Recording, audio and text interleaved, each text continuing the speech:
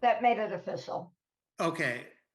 Okay, so for people who don't know, the Chet and Bernie mystery series follows this private eye named Bernie, whose dog is Chet, and Chet narrates the stories in the first person, but he's not a talking dog. He's as canine as I could make him. So if the series works, I think it's because of that. In any case, do I ever, the question, Anne's question, it's a really good one. Do I ever think Bernie takes second place? Yes, in the beginning of the series, he certainly took second place much more than he does now. I think he's never going to be the number one, but I think I would say at this stage of the series, he's 1A. Chet being 1, Birdie 1A. Well, that's pretty good, considering how charming Chet is. Thank you. Thanks. It's perfect timing. It's near the holidays. This makes a great book for a Christmas present or Hanukkah present. And you deal with Hanukkah in there because it's part of the story. That's true. So yeah, okay, very good point. Well, first, okay, let me back up again. Sometimes I just go in reverse, like for 24 straight hours, it's all backing up.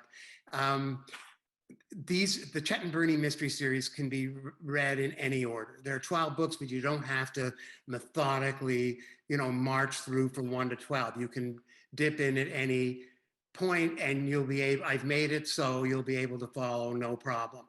So the idea of this is, It's a Wonderful Woof, that it's a holiday Christmas novel. That was the beginning. And then toward the beginning there, this character named Victor appears, and he's a detective, but not of the rough and tough kind. He's a detective more of doing the detection in the stacks at the library or online type, but he gets involved in what turns out to be a rather violent case.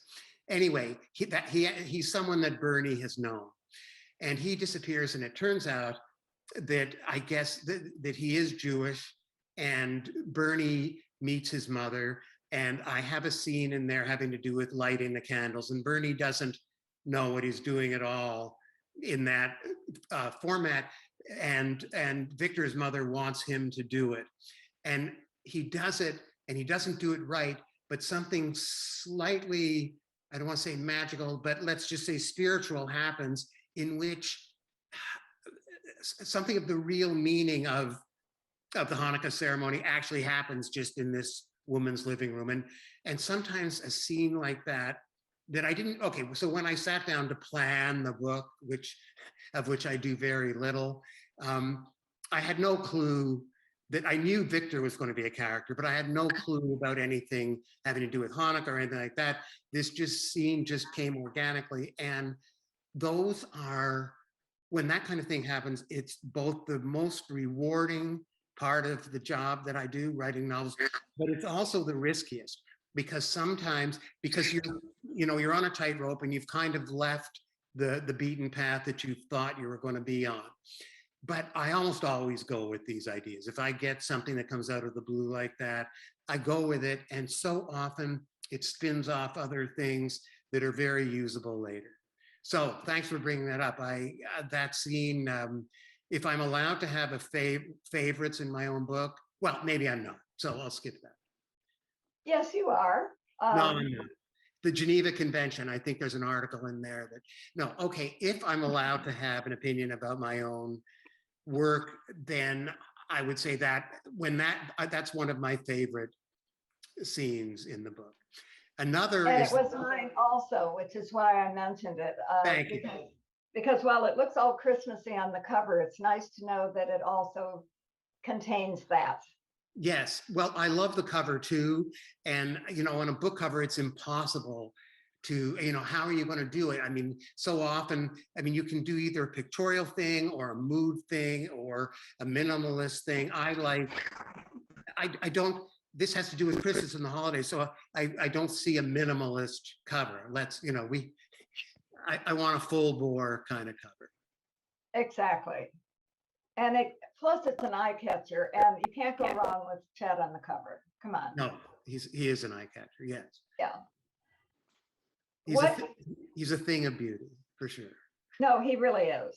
And I went back looking at your other books that I have in the store, and he's in different poses, but that one ear is always very important. Yes. Okay. So Chet, what we know about Chet's appearance is what he knows, because there's no third person point of view in this series at all. It's uniformly all first person Chet's voice, but not a talking dog. Well, I'll say that again, not a talking dog, just a narrative. If you know dogs, you know that in their head is unspooling some narrative of what's going on in their lives. And that's what I've tried to get on the page in the context of solving a crime. That's really the basis of it.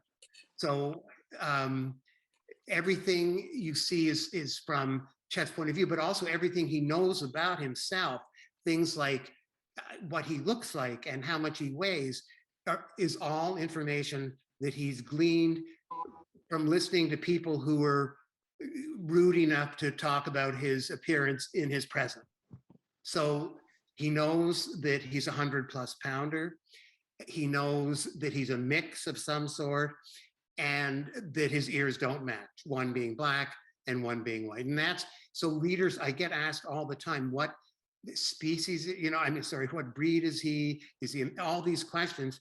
And my answer is always just what I just said. He only knows these 3 things. And that's, you, the reader, the rest is up to your imagination. I mean, you don't, in fiction nowadays, if I can make a little digression, you can't do a Dickensian thing like a character comes in the room and you describe him top to bottom and it takes 3 paragraphs. It just has to be some little quick thing and the character springs to life. Now, so often that turns out to be hard to do, and a lot of writers do the little quick thing, but it doesn't make the character spring to life, or all they can think of is a little cliched thing, and so the character that springs to life doesn't really spring to life, he kind of crawls into life. So these are some of the technical issues, but with one of the things about Chet is he's exuberant. The voice of Chet is an exuberant voice. Now, I'm not saying these are not cozies, the Chet and Birdie series. Dark things happen. His voice is actually quite noirish, Sam Spade-ish almost, or the guy on Jack Webb on Dragnet. There's a little bit of that in it. And bad things sometimes happen, and violent things, but I never dwell on those in any of my fiction or under Peter Abraham's either. I get in and out of that as quickly as possible. But one thing about Chet is that he bounces back to his reset position after adversity very quickly. And his reset position is one of joy in life. And I think that's something that has drawn readers to the character, because 2 things. One, it's good to bounce back quickly maybe and not dwell on things. I mean, if you dwell, it's okay to dwell on misfortune if it's leading to a solution. But to dwell and redwell and not get anywhere, probably it's better just to bounce back to the reset position and get going again. Anyway, that's my advice to the lovelorn tonight. So we should take this advice from Chet, who does this so well. Yes, I'm actually not that much like that myself, but once I'm becoming more like it now in imitation of him, and he's a figment of my imagination, so it's kind of crazy. Well, he always keeps it interesting, and he allows his human partner to have a little bit of say in how things go. Oh, absolutely. Well, to him, Bernie is always the smartest human in the world. Now, we know that Bernie isn't the smartest human in the world, because Chet is telling us things that Bernie is doing, but Chet's understanding of what Bernie is doing is always seen in a golden light. And our understanding, and I'm not 100% sure how I do this, but our understanding is different. So you have Chet's an unreliable narrator, I might as well put it that way, and the reader partially finds his or her own path. But Chet adores Bernie, and there's some very good things about Bernie. And one of which is he's not, at least in my mind, this is a good thing. He's not at all a self-promoter. Although he's done some great things in his life and is even a war hero, these things you only find out sideways in the story. So Chet's, I think Birdie has grown on me as I've seen him sort of perform more and more in this style he has, and certain beliefs he has that I think are good beliefs that he just will not be pushed off for any reason, even if it means failure. Mm-hmm. Well, we would all like to have someone that thought of us the way Chet thinks of Birdie. Yes. It's very supportive and important. Yes, it is. And I think, okay, so when you think of I didn't want to do like a Christmas novel that's just a schlocky Christmas novel just to do a Christmas novel, because I can't do that kind of thing. And so I began to think, what's Christmas about and the holidays? And it fits into Chet and Birdie perfectly, because the spirit of the book, the engine of this series, the engine that drives the story, the beating heart of these books is the love between Chet and Birdie. Well, love and the holidays and family, those, love and the holidays go together. So thematically, this, for me was perfect. And then I wanted to push it a little farther. As I did in the Hanukkah scene, for Christmas in general, I wanted this book to tell us a little bit about the spirit of Christmas. And to do that, I reached way, way back into the history of art, into the past, to find a kind of object that maybe I could have buried somewhere that would really tell us something about Christmas. Anyway, and having things buried is very good if you have a book where a dog is one of the main characters. So I could see that, how that was going to work, and that's how Caravaggio came into the book. And when it's in my mind that way, and I can believe in it, that I'm really going to be able to stretch myself and maybe try things I can't quite do, that's when I start the book. It's a wonderful book, and it's so timely and so needed for this year, because there's a lot of upbeat about it. I think there is a lot of upbeat about it. And even though some dark things happen, and we sort of see something about the history of the Southwest too, which is very important in the Christmas story. And we go all the way back to the flight into Egypt, and certainly a little family fleeing danger in the desert all alone is something that we know a little bit about. No, it encompassed everything in my feeling for what you want to think about or solve around the holidays. Thank you. Because you've got family and all these feelings, and it just registered really well with me. I thought it was very timely to have it now. Thank you. Thanks. Well, you get to do you see things in a new way when it's being narrated by someone like Chet. So Victor Klovsky's name, I stole directly from Victor Shklovsky, who was a real person, who was a Russian literary theorist in circa 1910, about whom I knew nothing before I began this series. However, a group of academic people have written, or some of them have written, about the Chet and Birdie series in the context of the theories of Victor Shklovsky. Basically, he came up with a theory called defamiliarization. He said that art should be defamiliarizing, which means you take it out of the context that people would usually understand it, and you do something very unfamiliar with it, and they begin to see in a new light. And according to this theory, that's what the Chet and Birdie series do. So if any of you are thinking, oh, I'm not going to read, stories, that are narrated by a dog, you can just tell them that this fits in totally with turn of the 20th century Russian literary theories. Very good.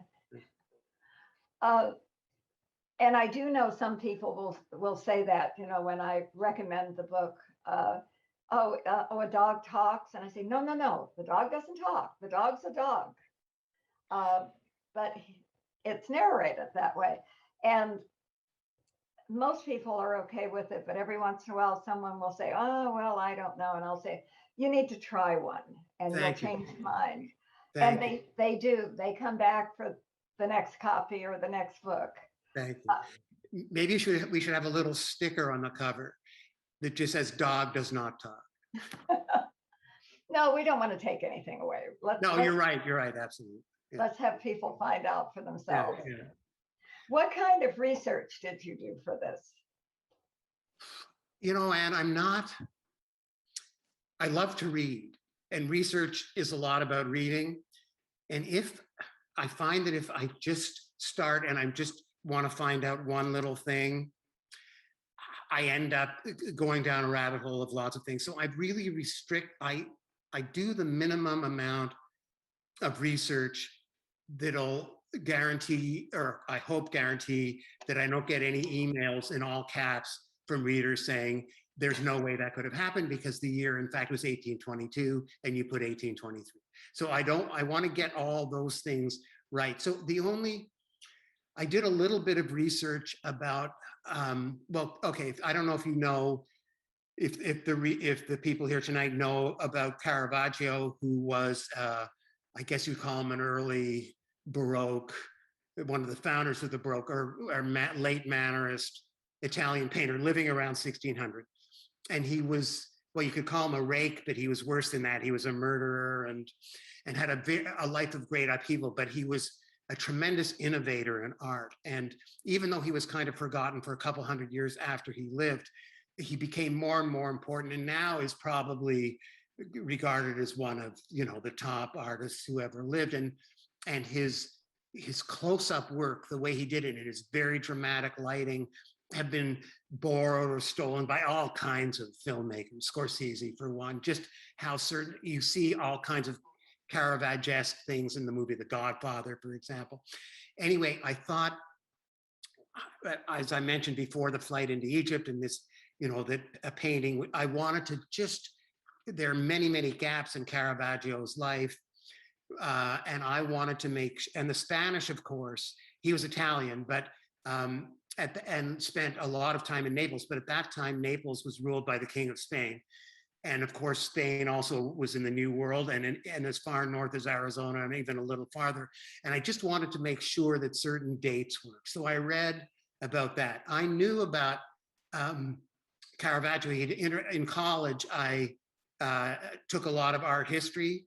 In fact, it wasn't my major, but that was the only class I went to because I loved it so much. And that's where I first was introduced to Caravaggio and things like that. And then I didn't think about him much. I learned a whole lot about him. These courses where I went to college in art were terrific, and it was just imprinted in my mind. And so that's from decades ago. And now when I kind of needed it, it was there. And so I did some research on that. I have to admit, now that you brought up Hanukkah, that I was really kind of clueless about the order of the lighting of the candles, right? Which I wasn't going to do correctly anyway. So I called my dad and he filled me in. And then I explained how I wasn't even going to actually do it that way, but I just wanted to know. And I can't remember what he said. There was a silence and then he just kind of laughed. So, and I mentioned him in the acknowledgements. Unfortunately, he died in May, so before the book came out. I'm sorry. Oh, yeah, well, he lived a very long and healthy life, unbelievably long and healthy, so there was that. Okay, and he contributed, which is also nice. Yes. And you're remembering him means a lot as well. Certainly. And I can understand, I can just kind of, when you were talking about it, mentally visualize his reaction to why you wanted to know the order, but why you weren't going to bother doing it. And Yeah, but he knows me, right? Yeah, he knows. So minimal research. So it's when you start a book, do you know how it's going to end? Do you know what you're going to do with it? Or does it come as you're going forward? Well, it's a combination. When I began writing, I've written over 40 novels now. I must know something. My God, if I haven't learned. So my first book, I did. You do. What? We think you do. Yeah. Well, for my first book, I did an A through Z outline. It must have taken weeks, and because I, didn't have the confidence to just jump in, and I. When I got to about C in the plan, the A through Z plan, some character blurted out something that I hadn't planned on. It was way better than anything I'd been thinking, but it meant I couldn't use D through Z. And I made a decision that day that I think was the right one, and that's what anything that comes out of the blue, I will use no matter how difficult it makes it. So gradually I moved away, quickly I moved away through the A through Z. So, and in a series, it's also different because I know the two main characters. I know a lot of supporting characters, so I will bring in others. I know a lot about the setting where this will happen, usually, because usually, not in all the Chet and Birdies, but most are in the Southwest. And then what I need is, okay, I want to know basically some, if there's a crime, I would like to know what the crime is, like as much as possible, maybe not why it happened, but just what it was that happened, what is going to start the case rolling, because it's good to start rolling right away. I like to hit the ground running. So what is it that the case is going to be about? Is it resolvable in some sort of logical way that's also fair to the reader? So that on the last page, you don't have like some character stepping out of a closet and saying, oh, this is what really happened. And then that it's something buildable, that you can build tension in it. And then I want to know that there's a few certain big scenes along the way. For example, the scene with the saguaro in the desert, in It's a Wonderful Woof is one of them. And these are like lighthouses that are shining way in the distance, months ahead. And when I get to them, there's a sense of, oh, good, I'm on dry land again, and you get energized to keep going to the next one. And then I try to think of the beginning, like what would be a good way to start, and then that's it, I start. So all that, what I just said, and how long does that take? It could take a few weeks. It can take even more. I don't do much active thinking at that phase, like active thinking being where you're sort of cudgeling your brain, what's going to happen then, what's going to happen then. It's passive thinking. In other words, I am on my bike ride and I'm not thinking, and then, oh, Chet's going to sniff something, under that door or whatever it is. And suddenly 20 pages of what is going to come are clear. And so it just came to me like that. That's the way I prefer to work. But sometimes, this is a profession as well, right? So sometimes you have to push ahead when maybe you're not 100% ready. And that's when technique comes into play. And I had a very good education in writing technique when I was very young. There was a lot of grammar and parsing sentences and all this stuff that people don't do anymore. And I did it in two languages, English and Latin. And certainly learning Latin it was a big influence on my prose. The compactness that they went for in the classical period, doing more with fewer words, all that kind of thing appealed to me. And I absorbed it and, use it in my own work. So I have quite a bit of technique, and that can sometimes get me through a little patch. But it's a funny thing when maybe you didn't know that in the morning how you're going to do this, and it was just going to have to be pushing this technique. And then all of a sudden you write a few words and boom, then it comes to you, just because you started the flow going, and then there it comes again. And by talking about that and about the Latin and all of that, what did you do before you started writing? As a job, kind of? Yes. Before you first devoted yourself to your books and everything, what? Well, I had several jobs. The only one I loved was, and it started in college. In the summertime, I worked as a spear fisherman in the Bahamas, and a job I loved. It's all done through free diving. In some of my earlier Peter Abrahams books, there are some diving scenes. Anyway, free diving is when you're doing the breath holding, and then so you had your Hawaiian sling or your spear gun, and we would work for one of the resort hotels, saying, just give us a place to live, and we'll supply all your fish very cheaply, gutted, and maybe can we come to happy hour? And that was our deal. And and after college, I still stayed doing that. It's a good thing I left it, because there's no one my age doing a job like that. I suppose looking retrospectively, I can see that it was dangerous, but a tremendous blast, and also a way of being in nature that I don't know if you can do it any other way, because it's certainly not scuba diving, where you're this half machine, half person. Free diving, you're part of the show down there, only your visit is time limited. So I love that. And then I worked a bit in radio, and I'm not at my best working with other people. And then I had an idea for a book, and I wrote it, and that's how I did this.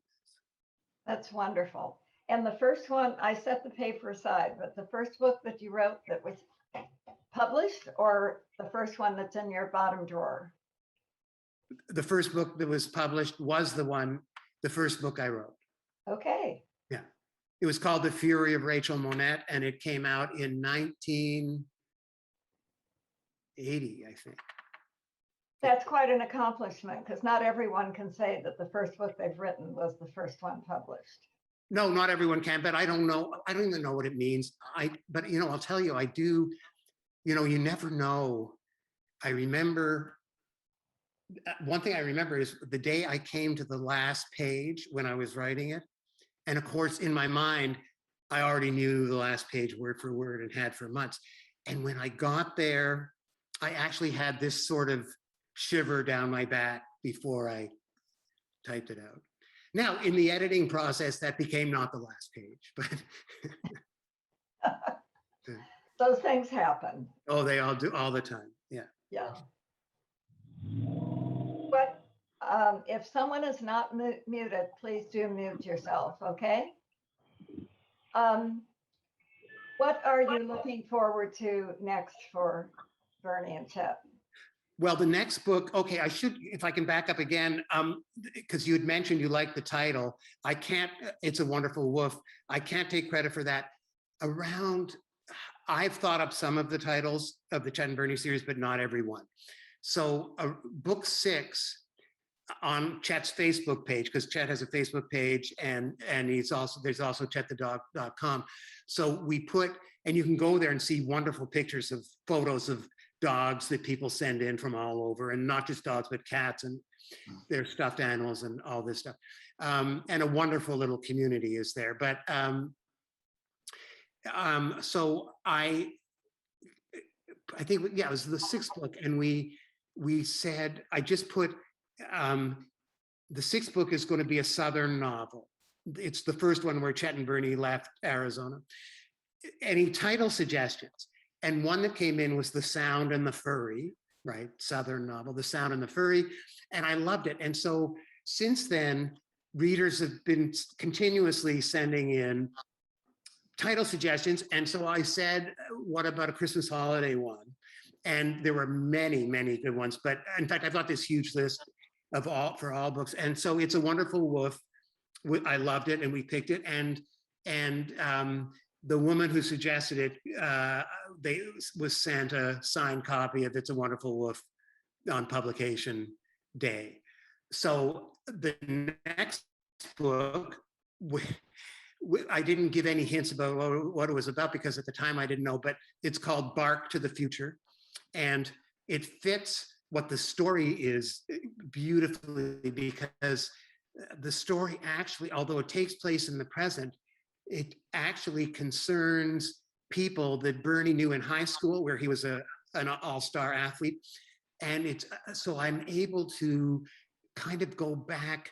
It doesn't take place back when he was in high school, but it's almost like a Rashomon thing where he realizes that certain things that happened way back then he didn't understand at all, and everything gets reordered. Anyway, that's called Bark to the Future. Comes out next summer, and then after that, I'm doing a standalone that has nothing to do with Chet and Bernie. That's called Mrs. Plansky's Revenge. And that'll be the next one I write. And that's a standalone. It won't be, I don't think it's as dark as some of the earlier Peter Abraham's books like Oblivion or End of Story. But it'll be somewhat in that vein, I would say. Mrs. Plansky's Revenge. What? Two more things to look forward to. Thank you, Anne. Thank you. I'm sure that guests have some questions, and they've typed in. It says, do you observe others with dogs to get ideas for stories? I observe, I don't, I'm not spying on people, ever. Oh, darn. I observe, look, a writer, I try, a writer has to have an eye, right? Or in my case, I have to have an eye, but I also have to imagine what it would be like if you had a nose and ears too, like Chet's, and imagine the world through that. But we've always had dogs. I didn't study them, but just through osmosis, I've absorbed a lot of what they do. And of course, my feelings toward them are very positive. How many do you have? Right now, 2. Okay. We've had as many as 3. Oh. We have Pearl, and now we have a new puppy named Dottie. Oh, you're brave to have a puppy. Well, she's so lovable, and you don't have to be brave with her. She's yeah. And Lilia says experiences for even more stories because of the things you've gone through and know about. What else would you like to tell us about the history of Bert and Chet? I'm sorry. Of Bernie and Chet? I mean, I would just say it's, the reader reaction's been really a blessing. And I've learned a lot of things, but because the readers kind of take imaginative possession of the characters. And early in the series, I had a scene where Chet developed one of those sort of lumps that, dogs get and they have to be biopsied. And so it was, the lump was removed by the vet. And then I thought, well, I'll do kind of a shaggy dog thing where I don't reveal the results of the biopsy in this book. I'll make the reader wait, thinking I was being very clever. So I would say 2 days after the book came out, I began getting emails in all caps. If anything happens to Chet, I will never read another book you write. That type of thing. I would flood Amazon with 1-star reviews. That was another one. And I thought, why would anyone imagine that I would, kill off the narrator and central character of a series that I was using to feed my family? But in any case, I got the results of those biopsies, that biopsy in very quickly in the next book. And I will never do another little stunt like that again. No, but that was a pure emotional reaction as opposed to a logical one, which you Yeah. were thinking. Yes, exactly. No, you can't mess with a dog or a cat. Well, no, okay, now, I mean, in the history of dog fiction, there are a lot of dead dogs. And that makes people cry. And I have no problem making people cry ethically, but I don't want to do it cheaply. To me, those are real easy tears to have the dog die. So, I mean, I'm just going to,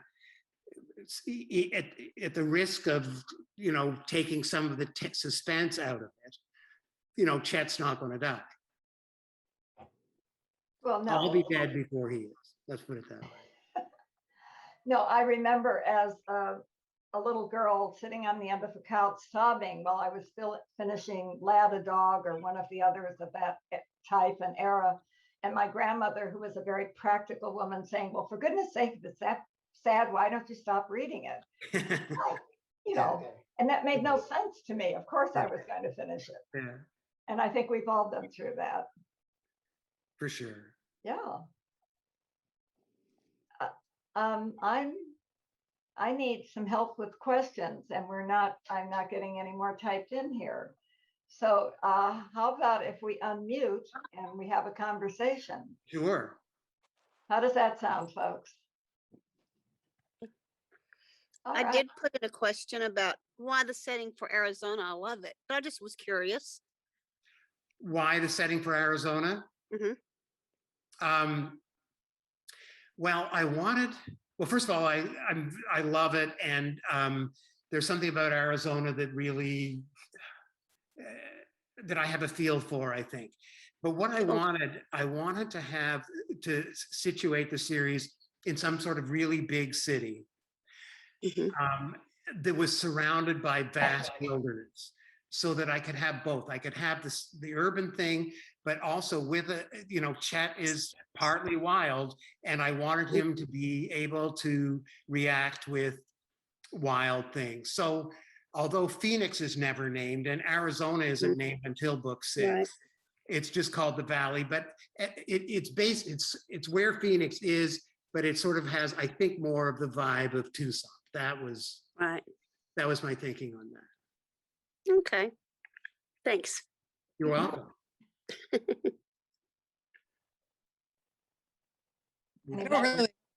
I have a question, but I just wanted to share with you that my sister, she passed last September, but she had dementia, and I cared for her the last couple of years of her life.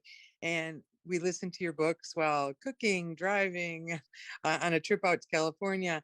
And it just was so joyful that we could discuss it, and it kept her engaged. So thank you for that. Well, thank you. Thanks for telling me that. I'm glad to have helped out in a small way. Thank you.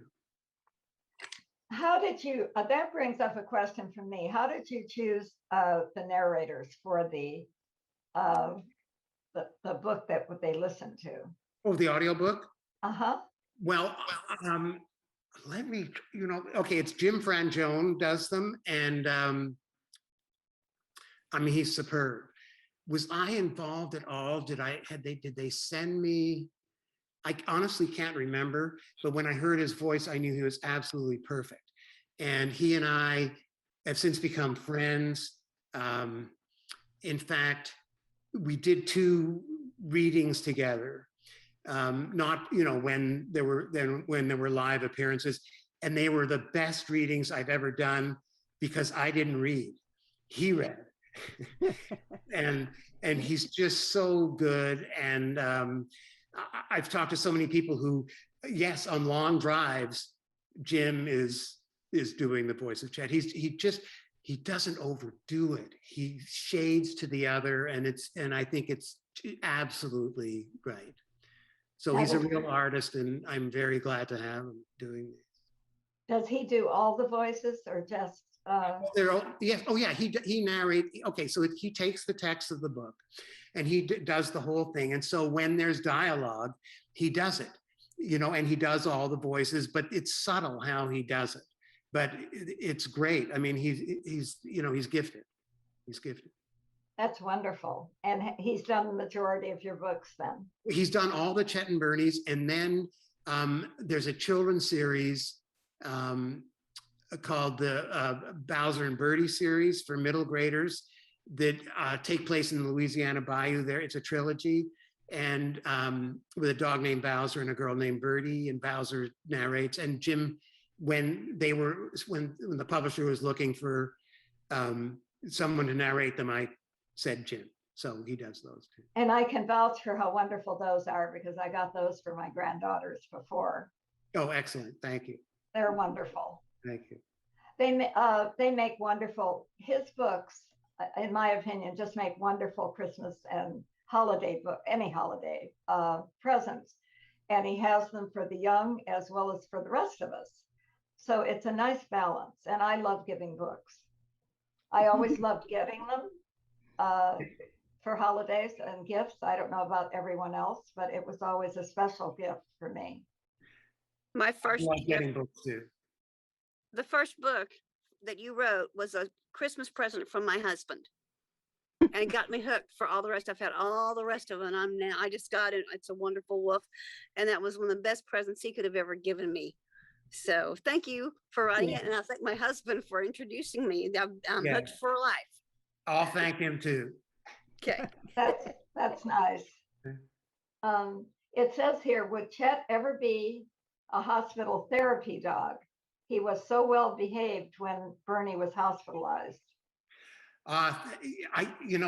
Probably not, but in Of Mutts and Men, I don't know if whoever asked that question has read Of Mutts and Men, but there's a hospice scene in there that I think that reader would like. Mm-hmm. Okay. And another question was on a very similar lines. It says potential stories about canines or therapy dog narration. Oh, maybe they mean, are there others that you're aware of? Oh, no, I don't know any therapy. No, I don't. Okay. Sorry. Now, why not? We expect you to be the fountain of information, right? Well, you're going to be very disappointed.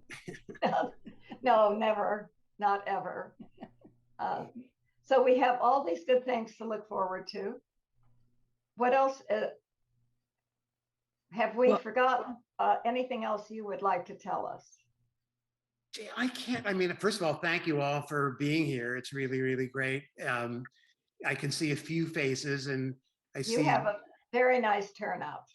Good. Well, I'm glad, and thank you. Everybody who came in, and I'm hoping that when Bark to the Future comes out in August, that I'll be able to be there, live and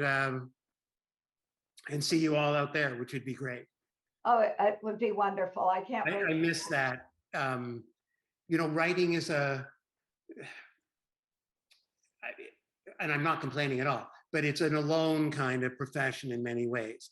And then when you get out on a book tour, the kind of book tour, like where you're in a bookstore like yours, a really great bookstore, and people are there and you're interacting, that's a great, moment for the writer, because you get a sense of what the human beings that are reading your book are kind of like, and that's good. Well, and the interaction is so different. You get a different vibe just from them sitting in front of you and the reactions to whatever you say. Yes, absolutely. And we can't wait for you to be back in the store. Thanks. No, next book, any book. We would love to have you. Thank you. Anything else from someone? Because I don't want to leave anyone out. We've got quite a few people here. I will say that I did read Of Mutts and Men, and I do remember that hospice scene and how he had such an empathetic response in that room. And so that, along with how well behaved he was at the hospital when Bernie was hospitalized, that's why I was asking. So okay. thank you. Oh, okay. Thank you. Well, Chet, okay, he's very badly behaved a lot Yes.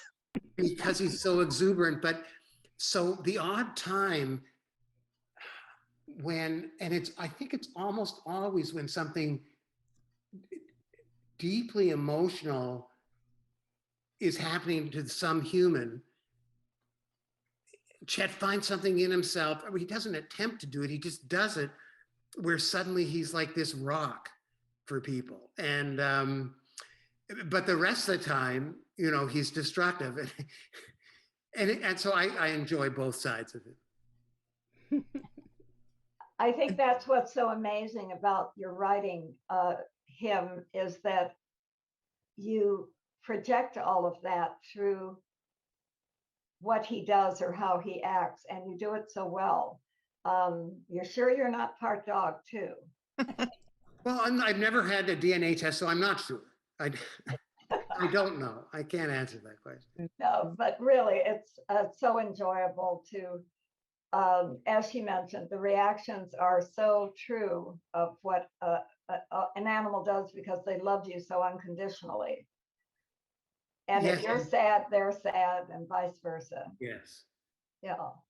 Has your wife, have you ever asked your wife why she suggested you write about dogs? Okay, so that's how this started. One night at dinner, she said, you should do something with dogs. And yeah, I had lots of dogs in my other books, but there was no dog point of view writing. All my other books were I'd never written in the first person before the Chet and Birdie series. It was all in the third person. And so I had dogs in what you might call like trot on roles, where they came in but you never were inside their head. So when my wife said that, I knew she didn't mean that, you know, another trot on type dog. That it would be something like more of what we ended up with. I've never asked her why she thought that, but that type of thing is typical of her. Well, we're glad she did. Yes. We certainly are. Thank you. I'll tell her. Someone asked about other dogs therapy books. W. Bruce Cameron wrote A Dog's Way Home, and that dog is excellent with vets with PTSD. Oh, interesting that you mentioned PTSD and dogs, because, whoa, I wrote a book, this is under Spencer Quinn, called The Right Side, which is not a Chet and Bernie book. And dog, it certainly is about PTSD, and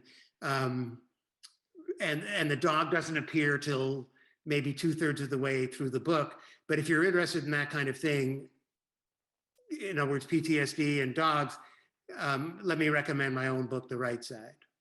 Thank you. The right side. The Right Side, yes. Okay. Wonderful. No, I think all of those things are very important anymore. There's another comment here. The scene in Sound and Fury, when Chet swam all night with thoughts of Bernie keeping him going, was so moving. Talk about crying for a reason. Oh, thank you. Thanks. Well, out of that book, so in the beginning of the series, Chet had 2 collars. There was his brown leather one for every day and the black one for dress up. But after that book, and I won't go into why, but he ended up with a gator skin collar. So he has like maybe the coolest dog collar there is. I won't go into how gator plays a role. You know, if I'm going to, this is one of the things about writing from the point of view of a dog. If you're going to have a novel that is going to take place in Bayou country, then you have to have, it's like what, I don't think Chekhov actually did say this, but everyone thinks he did, that if you show a gun in Act 1, you have to fire it in Act 3. So if you're in the bayous, somewhere in there, Chet has to interact with a big gator. So, and that's how Chekhov would have done it if he'd been writing his plays, you know, in Baton Rouge. She says she loves the collar. Talk about a feel-good ending. And let's see what else we have about here. They're not moving. There we go. I would love to know where you got the idea for To Fetch a Thief, particularly Peanut the elephant. Peanut the elephant. I think I started with Peanut the elephant. It's kind of the same thinking as I just did about the gator. I thought, oh no, here it was. This is it exactly. I thought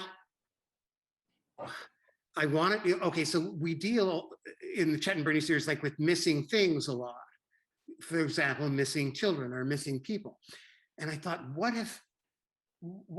could I have to do with it's really huge and yet has gone missing? Well, really huge is an elephant.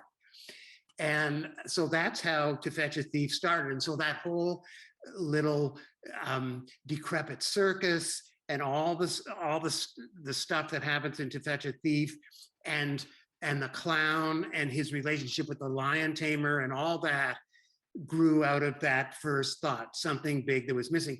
But also I knew that somewhere, you know, in that story, this is one of the lighthouses that I was talking about before, there would have to be this big scene where Chet and the elephant, whose name was Peanut, are alone together and somehow have to cooperate, and Chet has to somehow be able to take a leadership role with the elephant. So I knew that that was in the offing, and to know that you're going to be able to do something like that is a very encouraging thing.